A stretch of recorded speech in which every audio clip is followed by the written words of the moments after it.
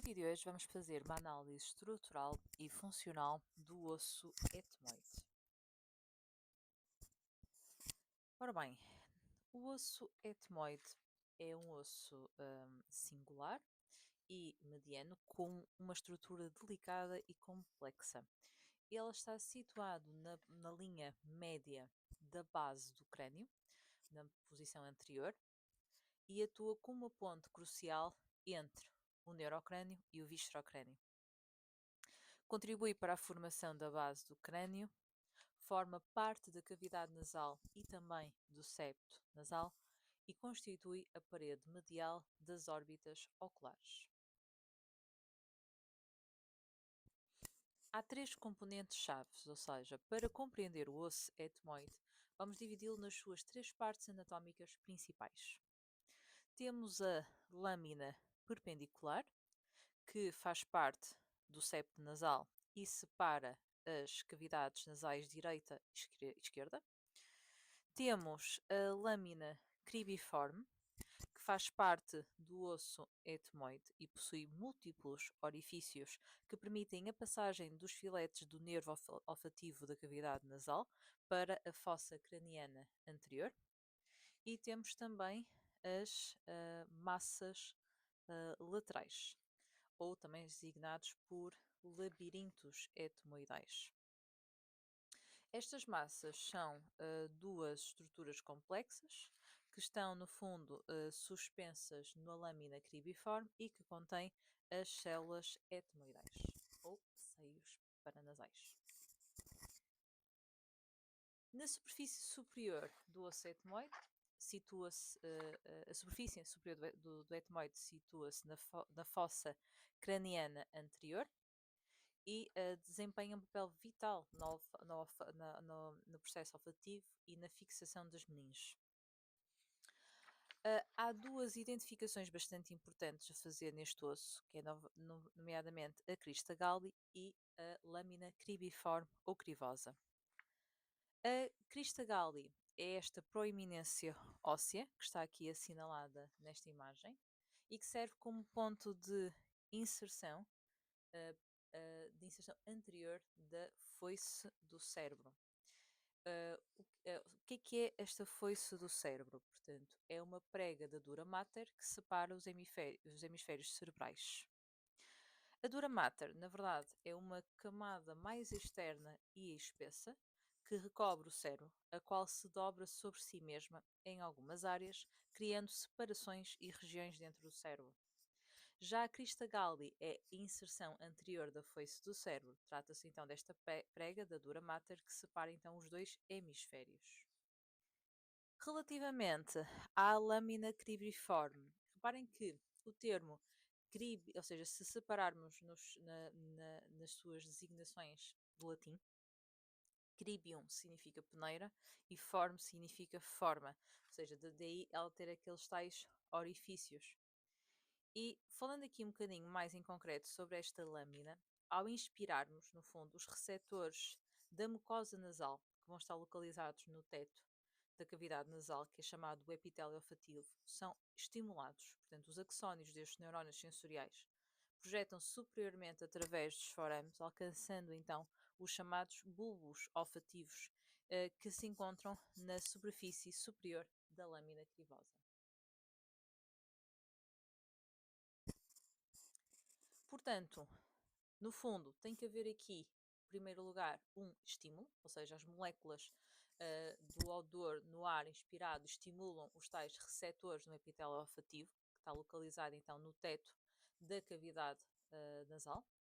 Depois há a transmissão, portanto, os axónios destes neurónios sensoriais agrupam-se em filetes nervosos que ascendem através dos forames da lâmina cribiforme. E por último há o processamento, ou seja, os nervos chegam aos bulbos olfativos, que repousam diretamente sobre a lâmina cribiforme.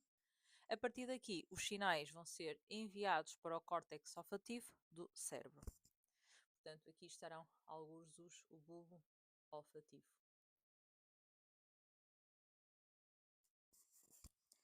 Agora vamos, como eles aqui dizem, a uma topografia da cavidade nasal.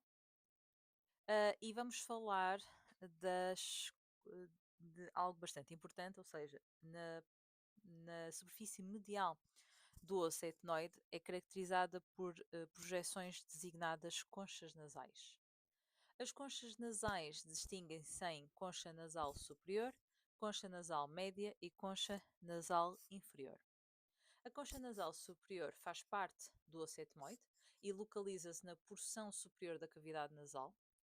Já a concha nasal média faz parte do osso etmoide, situa-se entre a concha nasal superior e inferior e relaciona-se com o meato médio, que permite a drenagem dos seios paranasais, enquanto que a concha nasal inferior já é considerado um osso independente, por isso não pertence ao etmoide e articula com 4 ossos. Já agora, a concha nasal inferior forma o teto do meato nasal inferior, onde desemboca o canal nasolacrimal, permitindo a drenagem das lágrimas da órbita para a cavidade nasal. Portanto, é por isso que quando choramos o excesso de lágrimas acaba por escorrer pelo nariz. Ok, relativamente aos meatos, nós podemos identificar o meato nasal superior, o meato nasal médio também e o meato nasal inferior. Portanto, já falei sobre a questão deste último permitir a tal drenagem das células etmoidais. Por isso, as conchas nasais, no fundo, formam 3 meatos que vão permitir a ventilação e drenagem dos seios paranasais e do canal nasolacrimal em cada cavidade nasal. Ou seja, por isso prefaz no total 6 entre o lado direito e o lado esquerdo. A concha nasal acaba por ter um papel interessante na respiração, no entanto, porque contribui para aumentar a área da superfície das cavidades nasais e depois criam uma turbulência no fluxo de ar inspirado, direcionando e desacelerando o ar, promovendo maior contacto com a mucosa nasal. Este contacto prolongado com a mucosa nasal vai permitir não só umidificar o ar inspirado, aquecer o ar antes de chegar aos pulmões, filtrar as partículas, micro-organismos e agentes nocivos, assim como permite uma estimulação sensorial, ou seja, o olfacto e reflexos respiratórios. Ok. Passemos agora para a lâmina orbital do osso etmoide. Esta lâmina articula-se com o osso frontal e a maxila e vai formando a parede medial da órbita, ou seja, da cavidade ocular. Eu queria assinalar aqui, se calhar melhor, onde é que isso remete, ou seja,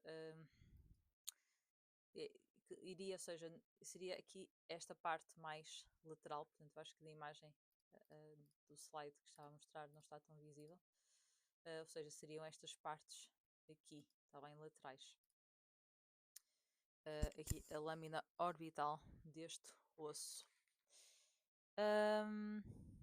Depois, passando aqui para a parte das células etmoidais. Portanto, ou seja, no fundo, passando para o interior do corpo do osso etmoide, nós podemos observar as células etmoidais que fazem parte dos 4 seios paranasais. Um seio paranasal é um espaço cheio de ar dentro dos ossos do crânio, em torno da cavidade nasal. Existem os seios maxilares, esfenoidais, frontais e etmoidais. As células de cada seio são constituídas por múltiplas câmaras aéreas revestidas por mucosa respiratória. No osso etmoide, estas câmaras aéreas, as células etmoidais, recebem nomes de acordo com a sua localização relativa à parede lateral da cavidade nasal. Portanto, nós vamos ter daí a designação de células, ou seja, anteriores, mediais, médias e posteriores. Portanto, está relacionado precisamente com essa tal localização. As células etmoidais, já agora, elas recebem inervação dos ramos dos nervos oftálmico e maxilar.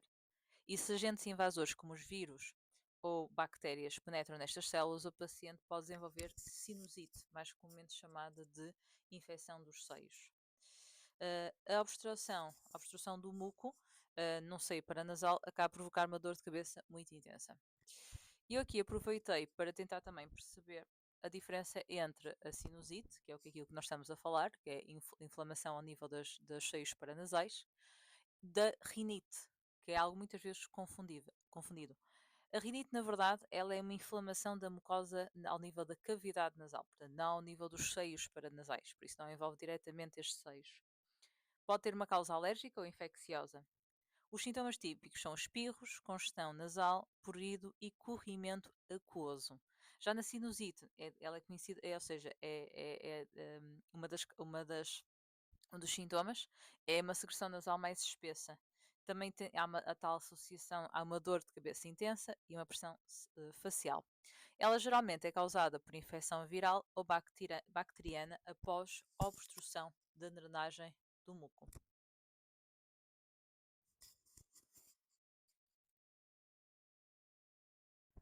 O miato médio contém estruturas delicadas que são fundamentais para a drenagem dos seios e são marcos essenciais na cirurgia endoscópica nasal. Temos a bula etmoidal, que é uma pequena saliência situada inferiormente à concha nasal média. A bula é formada por uma tumefação das células etmoidais médias na parede lateral da cavidade nasal, sendo este local onde estas células se abrem para a cavidade nasal. Esta saliência acaba por criar um pequeno sulco, que é chamado de hiato semilunar, localizado logo abaixo da bula. A abertura para o seio maxilar encontra-se no pavimento do hiato semilunar e, em relação às células etmoidais e à bula etmoidal, um pequeno sulco acaba por se estender anteriormente a partir da base da bula, que se designa por infundíbulo etmoidal. Este infundíbulo dirige-se superiormente e estreita-se para formar um canal através das células etmoidais que se abre para o seio frontal. Este canal é o ducto frontonasal. E,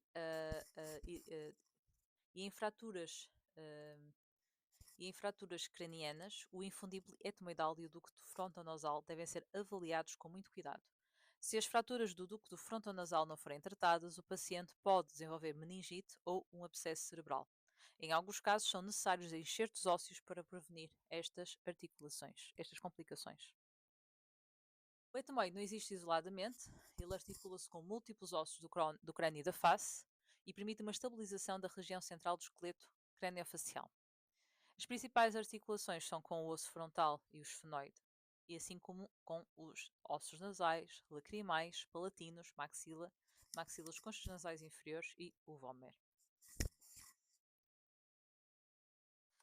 Por último, temos aqui algumas identificações e também em termos de vista superior e lateral, portanto, ou seja, para termos uma noção daquilo que temos que saber sobre estes ossos, ou seja, as tais células etmoidais. Depois temos aqui a crista Galli, aqui a placa perpendicular. Temos também a placa lâmina cribiforme e a lâmina orbital. Numa vista lateral, temos aqui, ou seja, a crista Galli também, as células etmoidais, a lâmina orbital. Aqui já conseguimos ter uma visão da concha nasal média e da placa perpendicular. Depois, da vista anterior, que para mim é mais a vista assim mais engraçada deste osso, voltamos a ter a placa perpendicular, crista Galli, células etmoidais, lâmina orbital e lâmina cribiforme. E depois temos a vista posterior, onde temos acesso às conchas nasal superior, miato nasal superior, processo unciforme e bula etmoidal. Só para fazer aqui uma pequena ressalva, o processo unciforme é uma pequena projeção óssea que constitui parte da parede do seio maxilar e articula-se com a concha nasal inferior. Este processo tornou-se um marco cirúrgico importante com a evolução da cirurgia endoscópica nasal. A identificação e remoção deste processo melhora o acesso à bula etmoidal, ao seio frontal e ao trajeto de drenagem do seio maxilar. Ok, temos então aqui alguns pontos-chave sobre este osso. Portanto, o que é que nós podemos identificar? Temos a lâmina cribiforme e a crista Galli. É uma placa perfurada com uma crista no fundo central e permite a passagem do nervo olfativo e a fixação da foice do cérebro.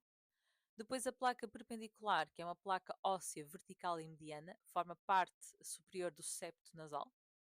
Temos as massas laterais que permitem aquecer, umidificar o ar, formar a parede lateral nasal e a parede medial da órbita. E depois temos algumas estruturas clínicas importantes. O processo nunciforme, que foi o que eu acabei de referir, que é um marco para a cirurgia endoscópica. As células etmoidais, que é o local comum do aparecimento da sinusite. E o infundíbulo etmoidal, que a sua integridade é crucial para prevenir infecções intracranianas. Ficamos aqui no vídeo de hoje. Vemo-nos no próximo vídeo.